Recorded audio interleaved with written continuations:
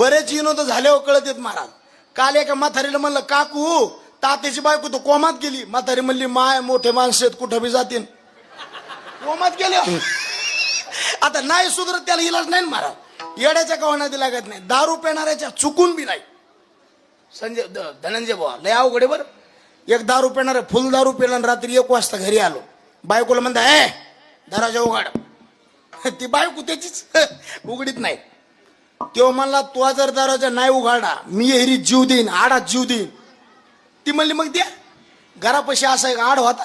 त्याने असा दगड घेतला आणि आडात टाकलं.